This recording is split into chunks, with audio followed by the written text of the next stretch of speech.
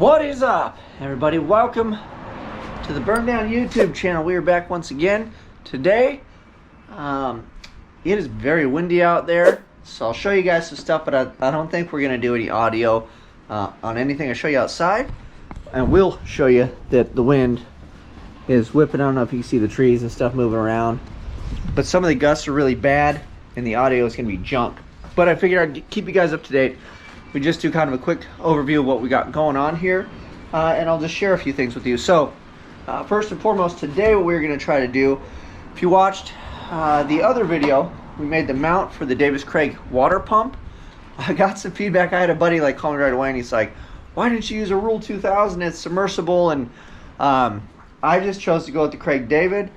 From what I understand, the rules don't do that well with head pressure, but then he showed me his whole setup, and he has one. But he went halfway. He went inside his car from the back. He's got a smaller car. He's got a Nova, and then it looks like he has a big boy intercooler on the passenger footwell.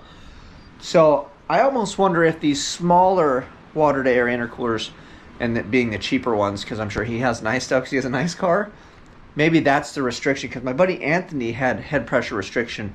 Also, I wonder too, maybe running the rule depending on how you did it.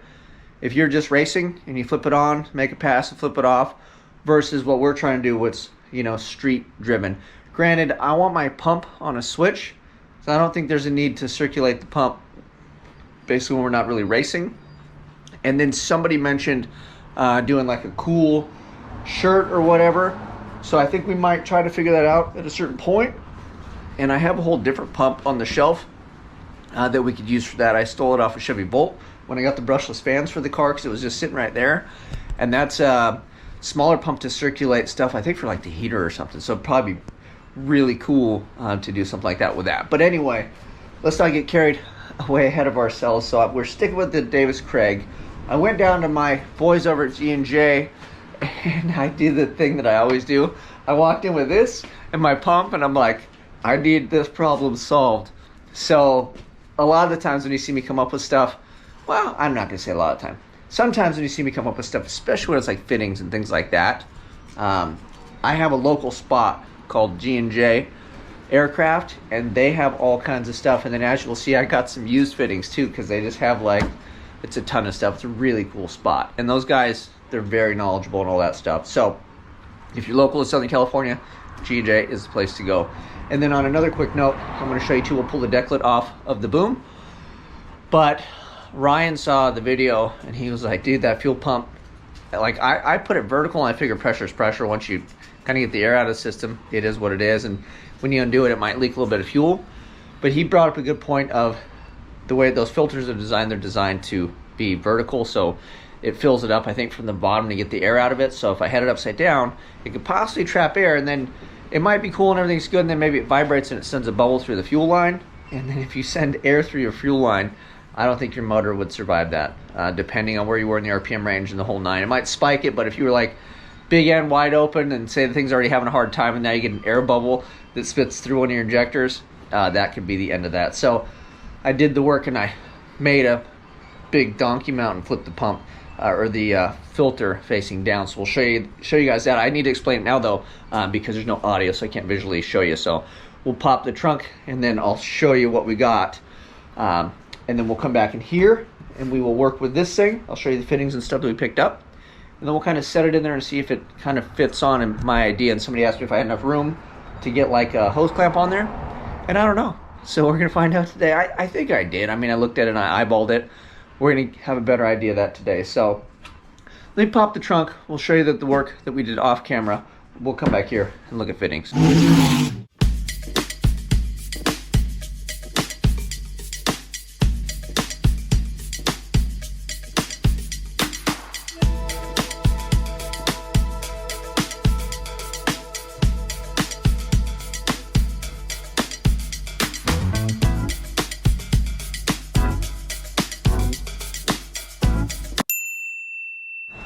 Okay, so that was a look at that. I don't know if the audio was trash or not, but we just flipped it around and then I just manipulated the lines. This is another cool thing I want to share with you guys. If you are on Instagram and you're local in Southern California, this is a 6-liter short block. So jump on over on Instagram. We're getting rid of this thing. And proceeds are helping me go to Rocky Mountain Race Week. So get in on that if it's still available. On to this. So here is the water pump. I took it with the mount, bolted down, and then as you can see, they had a fitting. So rubber O-ring to a 1 inch. We're gonna do a 1 inch line. And this is a little proud of this. We'll see if we can clock it, and we'll put it on the frame and see where we're at. If we gotta kind of grind this thing down, whatever we gotta do, I'm cool with that. And then this is the Glorious Use fitting. Looks like it's got some, she's all got some dust and some dirt on it, but we're okay. Matches my car. So this, again, same thing, and this is kind of a bulkhead for the most part. Granted, it's a big bulkhead, but this will be the return. So this will pump it out. This will come back. We gotta pick a hole and make a hole in it. Hopefully we can do that today. And then this was the little guy that sits on here. And they literally had a bulkhead. Check this thing out. It just plugs on in. Oh, these are gonna fight me, huh? One-handed. These are little washers that seal it up. But look at, boop, boop. That is that. So how tricky is that? And then this guy goes on there. So then obviously you put one of these dudes, seal it up. I mean, man, if that's not perfect, I don't know what is. And then this basically fits in here. So this end is stretched out a little bit to go around something like that. But the end that's not stretched, I mean, it fits around it, and it's sloppy, but it's not crazy. So I'll just Teflon tape these threads a bunch to give it a smooth area to seal, and then we'll just hose clamp that mamma jamma around there like that. Bob's your uncle. And then the other thing that we're gonna have to figure out is, if you see that, this has a little impeller. This guy's gonna go straight into there, right? So I'm thinking, it looks like it's plastic. I'm sure it's plastic, but whatever it is made of, it's probably not gonna like ice chunks. So not today, but at a certain point, I'm gonna have to figure out how to put some sort of screen or something in there. And what I was thinking would be kind of cool was, I don't know if I have, oh, I have some aluminum over here. This little dude. So what I'd like to do is make a little panel in the bottom that kind of comes up. So when you pack the ice and everything, it's not ice all the way down the bottom. There'll be a gap so the water can run down, so it always is just liquid at the very bottom, if that makes sense. And then we'll basically just kind of cover this thing. Like, I don't want it too shallow or too deep, you know, so we can fit a lot of ice in here, or a decent amount. But that way, with holes like that, the water can run through, but I'm not going to get any chunks. And I think the pump, you know, if it fit those little holes, I don't think it'd do any damage or anything. This wouldn't care. But if it was like big chunks, I don't want one to get lodged in there and lock this thing up and smoke my pump.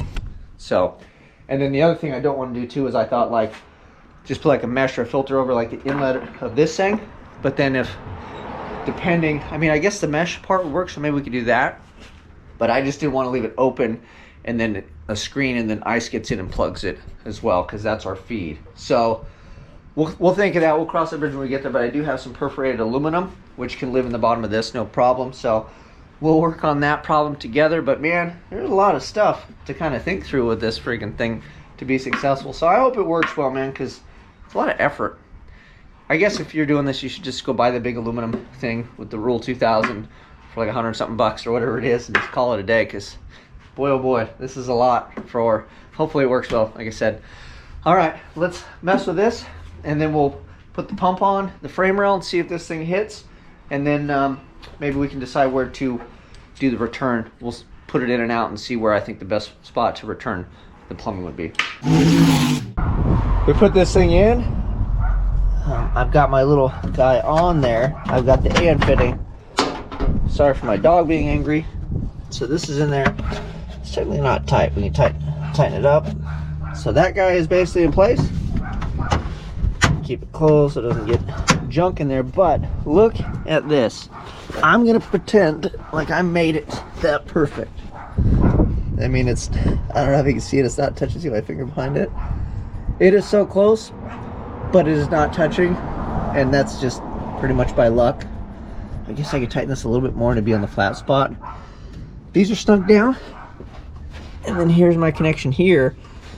And if I rolled that, if he faces straight down, you can get a screwdriver right up in there and boop, boop. And then this guy, I need to get a hose clamp. But yeah, we'll be able to access a hose clamp. So, I mean, man, oh man, I don't think that could be more perfect. I'm very excited and happy with that. And now, we need to figure out from there somewhere, because the hoses need to be together. So I'm thinking on this side toward the top, we'll have to put the return. So that hose, man, I didn't paint any of this stuff. Terrible, terrible. So the hose can come out. I wish it was like a 90 coming out of that. But, we'll be able to swing it around. Then I could just probably, you know, have the hose come out here, cruise on. So at some point we're gonna put the shocks and stuff in too, I think, before we plumb this. But, let me just, let's see if these idiots are barking at. But yeah, that thing fits good. Let's pull it back out and then see if we can figure out a spot for the return. All right, we pulled it back out. I was looking at it. So this is the front of the car, right? So the return needs to be here.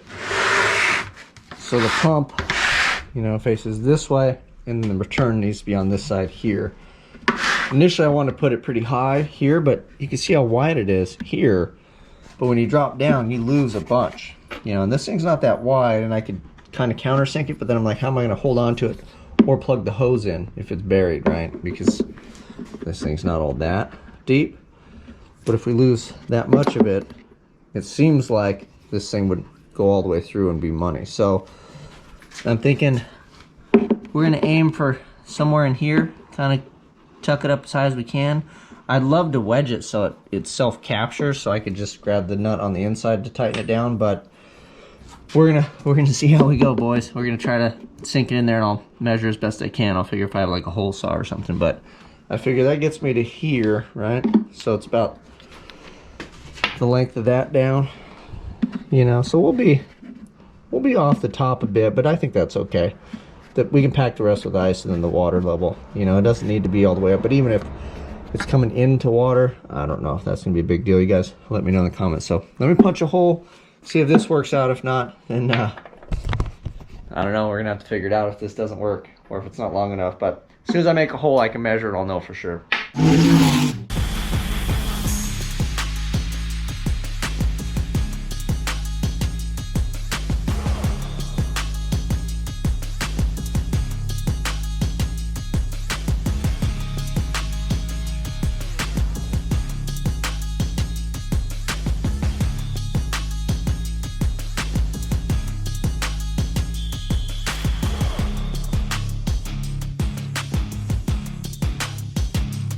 All right, so we punched this through, and I measured, and I knew it would be a little short, right? So that goes in. Placement looks pretty good, but we don't have any threads to screw onto that. So this is double walled, as you can see. So I didn't put this all the way in the corner, so we still have some room around it. So I think what we will do,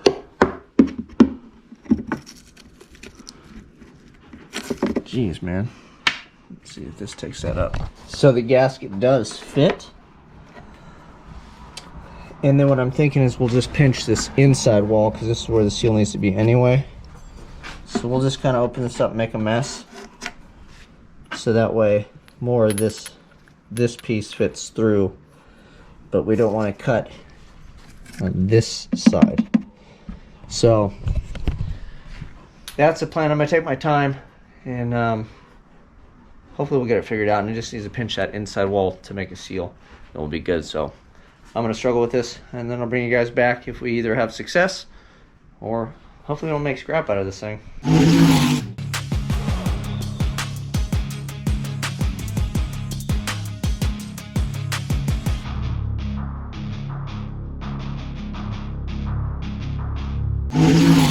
Ta-da!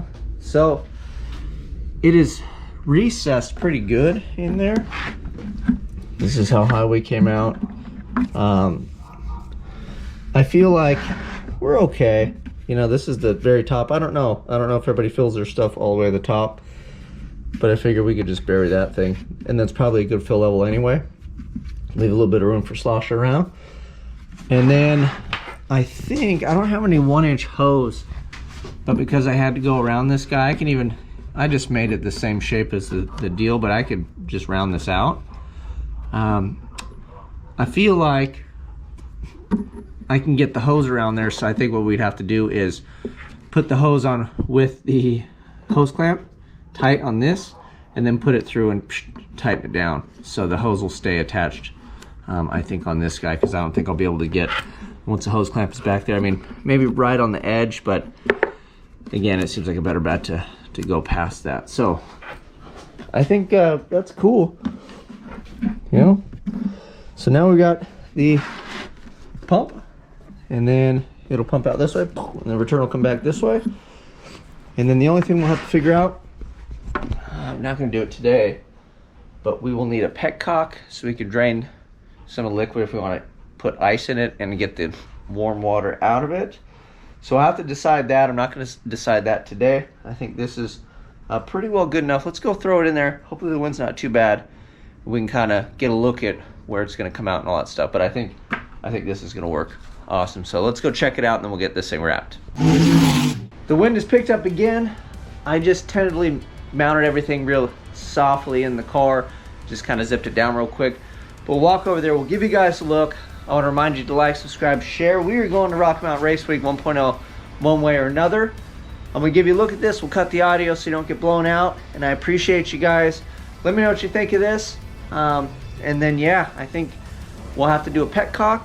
And then I'll have to figure if we want to do cool suit stuff or not. But, yeah, here we go.